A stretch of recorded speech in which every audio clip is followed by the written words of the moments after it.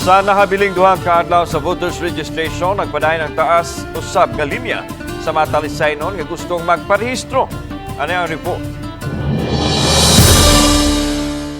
Gahapong adlaw mukapin sa 500 lang ka mga talisaynon na nakahimo pagrehistro. Ning kaduhang adlaw sa pagtapos na sa pagpangrehistro padayong gibahang off-site registration sa Talisay City Comelec.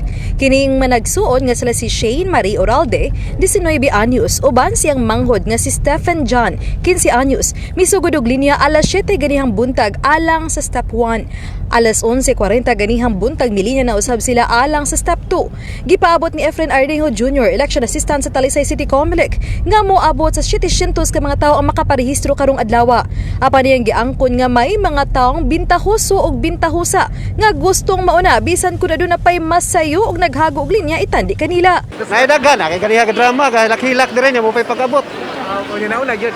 Tanas ta sumana siguro. Kining magtiayon nga sila si Rolin Gomez uban siyang bana og ilang anak nga taga Barangay Biasong miabot sa parking area aron molinya alas 12:20 ganihang udto. Mato di Rolin nga andam na siyang molinya sa taas-taas nga panahon apan mitataw nga wa pay kasiguruan nga motiwas ba sa pagpangrehistro. Ilalang ipa-reactivate ang rehistro sa Comelec.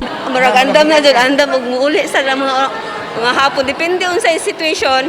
Basin mauli rasad mi ambot lang sad kaha. Wala masayod si Arnejo kon maatiman ba ang tanang gadasok nga mga botante. Tiwason hinuon sa Talisay City Comelec ang step 1 aron ilang masusi ang mga rekisito kon bag-o bang botante, transferee o kahaalang sa reactivation. Human niini sunod ang step 2 ug step 3 diin himuon ang biometrics capturing. Di ko kasi ora ni mahurot ni pero amo na siyang panikamutan nga mahurot na.